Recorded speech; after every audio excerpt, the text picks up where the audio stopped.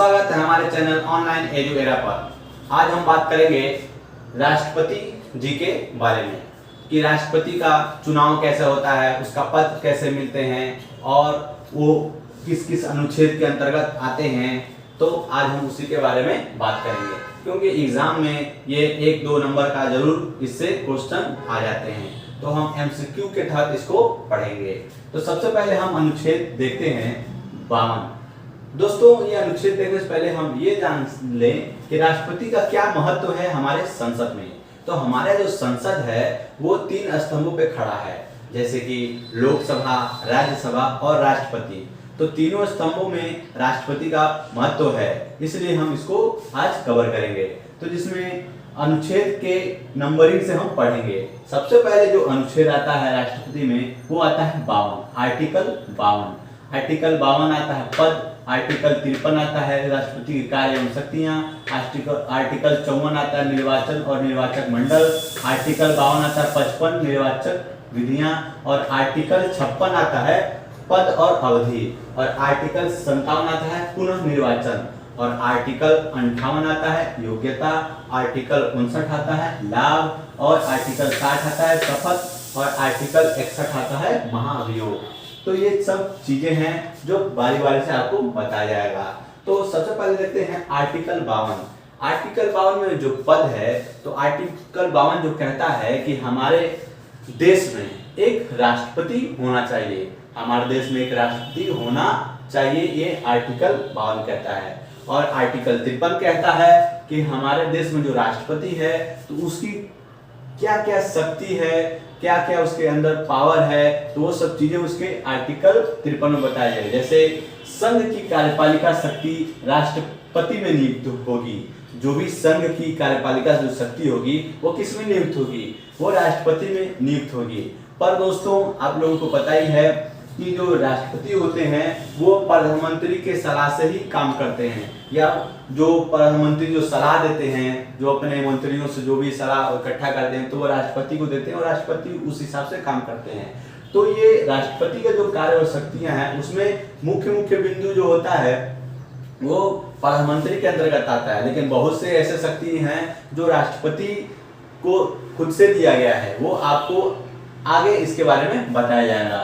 तो इसके बाद देखते हैं दोस्तों निर्वाचक और निर्वाचक मंडल, जो आर्टिकल 54 में आता है। जो आर्टिकल 54 में आता है निर्वाचक और निर्वाचक मंडल, यानी राष्ट्रपति का तो पद हो गया, फिर राष्ट्रपति का कार्य शक्ति हो गई, फिर इसके बाद निर्वाचक और निर्वाचक मंडल, यानी कि जो राष्ट्रपति को कौन वोट देगा, कौन इसके तरफ से उनके तरफ से जाकर वोट देगा और उनको राष्ट्रपति के पद पर बैठाएगा।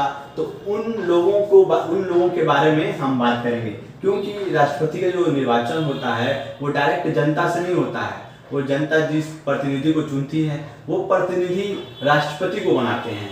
तो उसमें जो आते हैं इसके बारे में आर्टिकल 54 में बात की गई है। जैसे निर्वाचक मंडल में, तो निर्वाचक मंडल में दिया गया है राष्ट्रपति का निर्वाचन जनता द्वारा अप्रत्यक्ष रूप से होता है, मतलब जनता करती नहीं है, दूसरे को प्रतिनिधि बनाती है। वो क्या करते हैं, वो अपने हिसाब से वो राष्ट्रपति चुनते हैं। उसके बाद निर्वाचित सदस्य द्वारा प्रत्यक्ष, यानी निर्वाचित जो सदस्य होते हैं, इसमें जो इम्पोर्टेंट दोस्तों हैं जो निर्वाचित सदस्य होंगे, जो जीते हुए होंगे, वही इनको वोट दे सकते हैं, दूसरा कोई नहीं दे सकता है। उसके बाद निर्वाचित सदस्य द्वारा प्रत्यक्ष रूप से केवल निर्वाचित सदस्य ही भाग लेंगे, लिखा हुआ है। संसद के दोनों सदनों के निर्वाचित सदस्य, यानी संसद के जो दोनों सदन के होते हैं वो वही निर्वाचित सदस्य वही इसमें भाग ले सकते हैं, जैसे लोकसभा और राज्यसभा के निर्वाचित सदस्य। सभी राज्यों के विधानसभाओं के सदस्य, यानी सभी जो राज्य हैं, जो अपने देश के जितने भी राज्य हैं, उन सभी राज्यों की विधानसभाओं के निर्वाचित सदस्य भी इसमें चुनाव वोट देने के लिए भाग ले सकते हैं। और इसमें और भी आता है दिल्ली और पुदुचेरी के विधानसभाओं के सदस्य भी भाग ले सकते हैं। तो दिल्ली और पुदुचेरी को 70वें संविधान संशोधन द्वारा, किस संविधान संशोधन द्वारा, 70वें संविधान संशोधन द्वारा 1992 यानी 1992 को इंक्लूड कर दिया गया, यानी शामिल कर दिया गया दिल्ली और पुदुचेरी की। दोस्तों, अभी जो हमारा जो जम्मू एंड कश्मीर का जो 3 भागों में बांटा गया है, तो अभी इसके बारे में हम नहीं बताएंगे, इसके बारे में हम अलग से वीडियो बनाएंगे, तो उसके बारे में बताएंगे कि उसका अभी क्या क्या करंट में किस कहाँ कौन सा जो आर्टिकल है बना है और कहाँ उसको लगाया गया है। ठीक है दोस्तों, उसके बाद देखते हैं कि इसमें कौन कौन भाग नहीं ले सकते हैं। अब ये देखते हैं दोस्तों, क्योंकि क्वेश्चन पूछ सकता है कि जो संविधान में जो राष्ट्रपति का जो निर्वाचन मंडल है उसमें कौन कौन भाग नहीं ले सकते। तो उसमें जो भाग नहीं ले सकता है वो मनोनीत सदस्य, जो राष्ट्रपति द्वारा मनोनीत किया जाता है सदस्य, वो भाग नहीं, जैसे जो लोकसभा राज्यसभा के मनोनीत सदस्य और राज्यों के विधान परिषदों के सदस्य।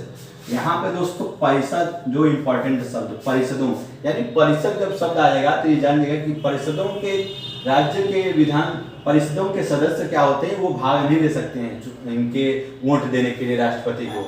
तो ये रहा दोस्तों हमारा निर्वाचक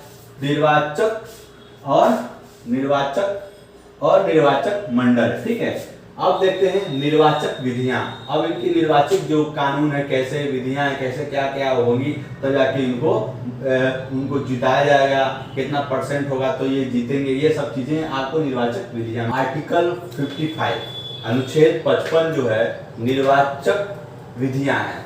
तो इन निर्वाचक विधियों में बताया गया है कि राष्ट्रपति जब चुनाव के लिए दावेदारी अपना पद नॉमिनेशन भरता है तो उसको कैसे जिताया जाए, मतलब उसकी क्या क्या नियम कानून है, कितना पद कितना वोट मिलेगा, कैसे मिलेगा, उसको कितना कम कितना ज्यादा करा जाएगा, तो इसके बारे में निर्वाचक विधियां में बताया गया है। तो जैसे ये निर्वाचक जो चुनाव होता है वो चुनाव आयोग कराता है। ठीक है, तो भारत के राष्ट्रपति का चुनाव अनुपातिक प्रतिनिधित्व के एकल संक्रमणीय द्वारा होता है। भारत के राष्ट्रपति का चुनाव अनुपातिक प्रतिनिधित्व के एकल संक्रमणीय द्वारा होता है, जो गुप्त रूप से होता है। और जब ये चुनाव होता है तो इसमें कितना प्रतिशत वोट होगा, कितना वोट मिलेगा, तो इसको जीत घोषित किया जाएगा। तो जीत के लिए आवश्यक मत होना चाहिए बराबर, जीत के लिए आवश्यक मत बराबर कुल वैध बटे निर्वाचित होने वाले व्यक्तियों की संख्या +1 होना चाहिए। उसके बाद जब ये वोट दे दिया जाएगा तो जो भी परसेंटेज बनेगा, जैसे 100 वोट है तो उसमें से जब 50 मिलेगा, 50 वोट मिल गया तो वो जीत घोषित नहीं किया जाएगा। अगर उसको 50 + 1 मिल गया यानी 100% है, उसको 51% मिल गया तो वो जीत गया, वो राष्ट्रपति के लिए दावेदारी हो जाएगा। अगर नहीं मिल रहा है तो दूसरा चरण फिर चुनाव होगा। तो उसको समझने के लिए जैसे देख लेते हैं 100% वोट मिला, तो अगर 50% उसको मिला तो +1 करके 51% होगा तो वो जीत घोषित कर दिया जाएगा। अगर 50 से कम है तो फिर दोबारा एक चरण और चुनाव किया जाएगा, एक चरण और वोट दिया जाएगा। जैसे कि ए कोई दावेदारी है, बी कोई है, सी कोई है, डी है, ये चारों ने अपने राष्ट्रपति पद के लिए नॉमिनेशन भरा। तो जैसे इनका 100 लोगों में वोट होगा तो जैसे ए को 40, बी को 30, सी को 20 और डी को 10 वोट मिला। इनमें रैंकिंग दिया जाता है, वो सभी वोट देते हैं। जैसे ए को 40, बी को 30, सी को 20, डी को 10 मिला, तो इसमें कोई भी 50 से ऊपर नहीं जा रहा है। इसलिए क्या होगा, ये फर्स्ट चरण के बाद दूसरा चरण होगा, फिर दूसरे चरण के लिए वोट डाला जाएगा। तो उसमें क्या होगा, ए और बी सी को जब वोट डाला जाएगा दूसरे चरण में, अगर दूसरे चरण में 50+ से ज्यादा हो गया किसी का भी तो उसको जीत घोषित कर दिया जाता है। ये 3 चरण 4 चरण 3 चरण तक या 4 चरण तक भी हो सकता है, बट क्या है ये दूसरे चरण में ही क्लियर हो जाता है कौन जीता है कौन हारा है। ज्यादातर फर्स्ट चरण में ही पता चल जाता है दोस्तों। इसके बाद देखते हैं इसका सिद्धांत क्या है। इसका जो सिद्धांत है समरूपता का और समतुल्यता का और समतुल्यता का सिद्धांत के हिसाब से ये चलता है। और अनुपातिक प्रतिनिधित्व का हिसाब किताब इसमें लगता है। अनुपातिक प्रतिनिधित्व क्या होता है कि जैसे जो मत मूल्य के हिसाब से अनुपातिक प्रतिनिधित्व बनाया जाता है। तो एमएलए जो होते हैं राज्यों से आते हैं, तो एमएलए की जनसंख्या बहुत ज्यादा होती है, कम से कम 4000 के समथिंग होता है एमएलए की जनसंख्या। और एमपी का होता है तो एमपी का 500-600 के समथिंग होता है जो जनसंख्या है। तो जो एमपी का एक प्रतिनिधित्व और एमएलए का 1000 या 1200 प्रतिनिधित्व के बराबर जब उसको समतुल्य करते हैं तब जाके उसके चुनाव का मूल्य मत मूल्य किया जाता है। तो उस मत मूल्य के हिसाब से जनसंख्या के आधार पे एक वोट का, जैसे इनके वोट का अलग अलग मत मूल्य होगा और एमपी जो संसद के सदस्यों का वोटों का मूल्य अलग होगा। तो ये हमारा चुनाव विधियां हो गई दोस्तों। अब हम देखते हैं पद अवधि। तो पद अवधि जो है पद अवधि में ज्यादा कुछ नहीं है। पद अवधि जो हमारा आर्टिकल 56 अनुच्छेद 56 में पद अवधि है। तो पद अवधि क्या है कि ये राष्ट्रपति 5 वर्ष के लिए चुना जाता है। राष्ट्रपति जो है 5 वर्ष के लिए चुना जाता है और ये अपने पद पे जब से चुना जाता है, जिस दिन से शपथ लेता है राष्ट्रपति, जिस दिन से शपथ लेता है उसी दिन से इसकी पद अवधि की गणना की जाती है और उसी दिन से ये पद अवधि गणना करी जाती है। जब तक ये मतलब इसका आयु जो देखा जाता है, तो आयु जो होती है 35 वर्ष की आयु होती है, जो योग्यता माता है, और ये 35 वर्ष से भी ज्यादा तक रह सकता है। जैसे ये 70 साल, 80 साल, 120 साल तक मृत्यु तक ये राष्ट्रपति के पद पे बना रह सकता है। जो भी राष्ट्रपति के लिए चुनाव देगा और जीत जाता है तो शपथ लेने के बाद तो 5 वर्ष, और जब तक ये जिंदा रहता है इसकी कोई आयु सीमा नहीं है राष्ट्रपति की। तो ये हमारा हो गया पद अवधि। उसके बाद पुनर्निर्वाचन, आर्टिकल्स 57 में देखा रहा है पुनर्निर्वाचन। पुनर्निर्वाचन क्या होता है कि राष्ट्रपति क्या है अपने चुनाव के लिए कई बार, कोई सीमा नहीं है, कितनी भी बार भी अपने पद के लिए नॉमिनेशन भर सकता है पुनर्निर्वाचन के लिए। आर्टिकल ये आपका 57 कहता है पुनर्निर्वाचन। और फिर योग्यता, तो योग्यता जो है आर्टिकल 58 अनुच्छेद 58 में योग्यता के राष्ट्रपति का क्या योग्यता होना चाहिए इसके बारे में बताया गया है। योग्यता जो है, कोई व्यक्ति राष्ट्रपति निर्वाचित होने के पात्र तभी हो सकता है जब भारत का वह नागरिक हो। क्या हो? भारत का नागरिक हो, 35 वर्ष की आयु, जो अपनी 35 वर्ष की आयु पूरी कर चुका हो, एक दिन भी कम होगा तो वह राष्ट्रपति पद के लिए दावेदारी नहीं हो सकता, और लोकसभा सदस्य निर्वाचित होने के लिए पात्र हो। मतलब इतना हो कि वो लोकसभा के लिए पद के लिए निर्वाचित होने के लिए कम से कम पात्र हो कि वो लोकसभा का चुनाव दे सके।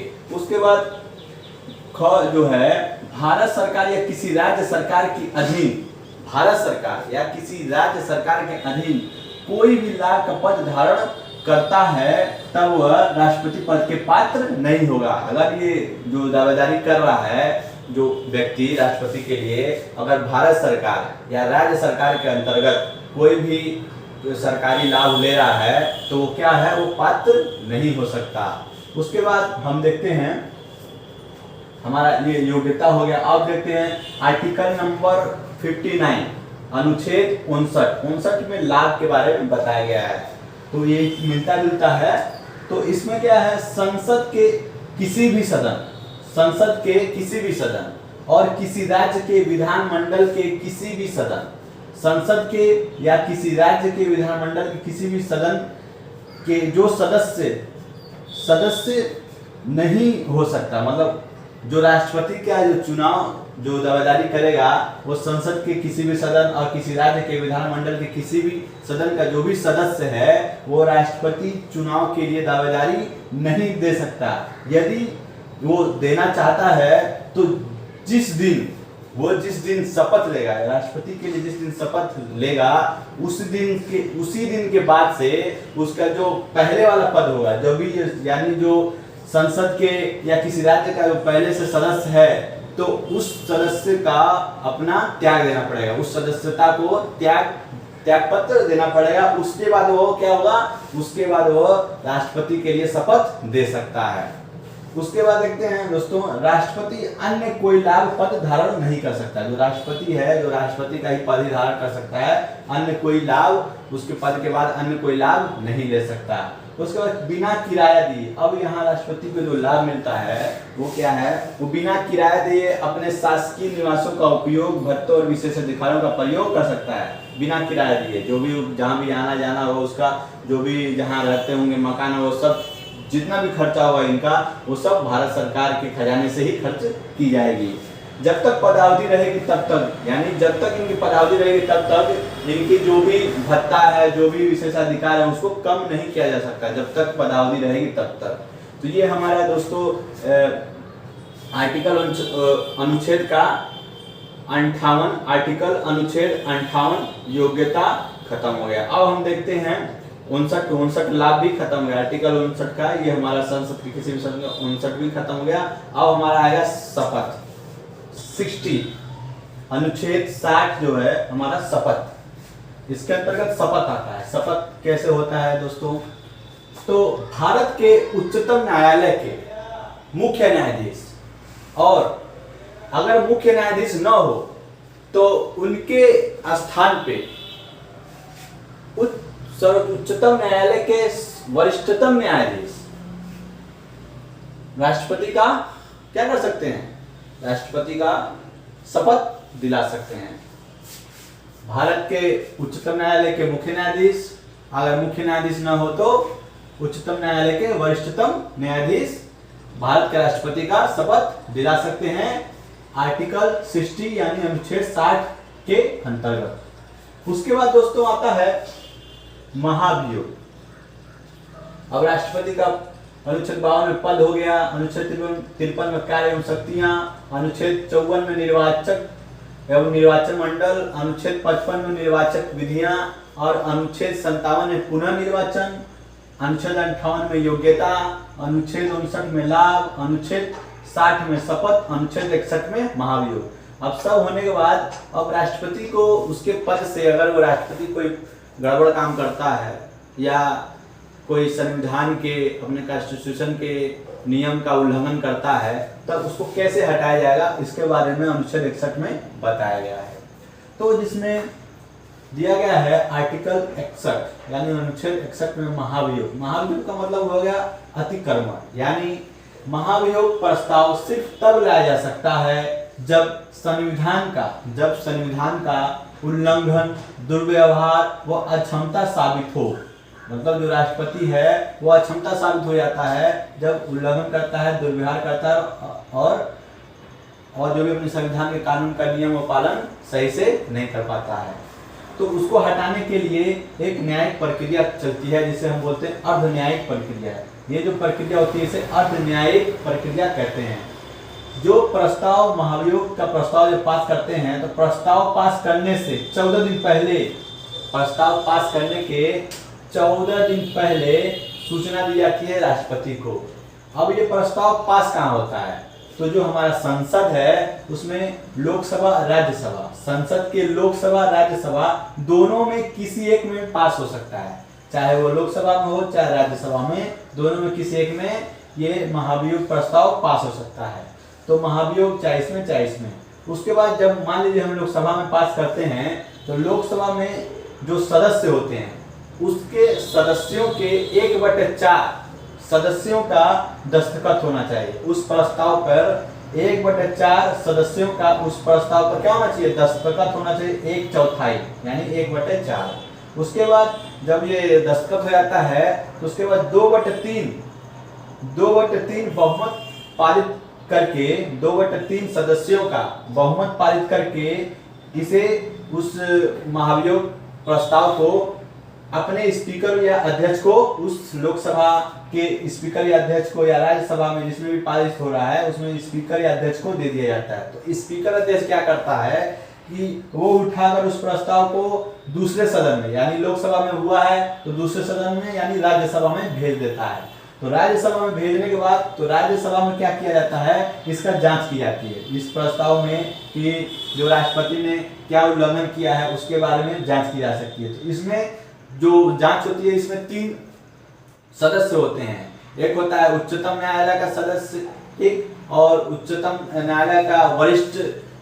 हाई कोर्ट का उच्चतम न्यायालय का होता है, और एक उच्च न्यायालय का सदस्य होता है। उच्चतम न्यायालय का जो न्यायाधीश होता है और उच्च न्यायालय का जो एक न्यायाधीश होता है, और एक जो जिस कानून या उल्लंघन का जिसके बारे में अच्छा जानकार होता है उसको दिया जाता है, यानी 3 सदस्य होते हैं। तो अलग चीजें उसको मैं बाद में बताऊंगा आपको। उसके बाद ये जब जांच होता है, अन्वेषण होता है, तो उस जांच अन्वेषण में राष्ट्रपति या उनके प्रतिनिधित्व यानी जांच अन्वेषण में राष्ट्रपति खुद आ सकता है या अपने प्रतिनिधित्व को भेज सकता है कि अपनी बात रखने के लिए उस जांच के स्थिति में, उस जांच या अन्वेषण में। उसके बाद आरोप तय हो जाता है। जब ये आरोप तय हो जाता है तब 2/3 बहुमत से पारित करके, जब आरोप तय होता है तो इसका बहुमत, इसमें क्या होता है, चुनाव होता है।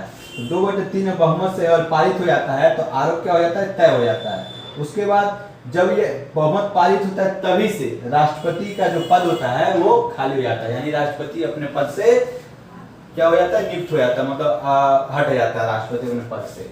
तो ये तभी से राष्ट्रपति का पद हट जाता है। तो ये होता है महाभियोग की प्रक्रिया। तो इसमें कौन शामिल नहीं होते हैं, तो शामिल जो नहीं होते हैं वो दिल्ली और पांडिचेरी के केंद्र शासित प्रदेश, दिल्ली और पांडिचेरी और केंद्र शासित के प्रदेश जो सदस्य होते हैं वो शामिल नहीं होते हैं। और संसद के दोनों सदनों जो राष्ट्रपति के चुनाव में भाग नहीं लेते हैं बट इसमें सम्मिलित हो जाते हैं, इसमें जो महाभियोग में सम्मिलित हो जाते हैं दोनों सदनों के सदस्य जो राष्ट्रपति के चुनाव में भाग नहीं लेते हैं बट महाभियोग में वो सम्मिलित हो जाते हैं। तो उम्मीद है दोस्तों ये आज का हमारा जो वीडियो था राष्ट्रपति के बारे में, अनुच्छेद के एक अनुच्छेद को लेकर हमने बताया आपको एक अनुच्छेद के बारे में। तो उम्मीद है दोस्तों ये आज का वीडियो आप लोगों को काफ़ी समझ में अच्छा समझ में आया होगा और नॉलेज भी प्राप्त हुआ होगा और इससे एग्जाम में आपको काफ़ी फायदा मिलेगा। तो हमारे साथ बने रहने के लिए हमारे चैनल को सब्सक्राइब करें और लाइक करें, कमेंट करें और दोस्तों अपने दोस्तों के साथ भी इसको शेयर करें ताकि हमारा जो चैनल का सब्सक्राइब बढ़ेगा और हमें अच्छा से मोटिवेट भी मिलेगा और आगे हम आपके साथ भी अच्छा वीडियो बनाकर पब्लिश करते रहें। Thank you very much.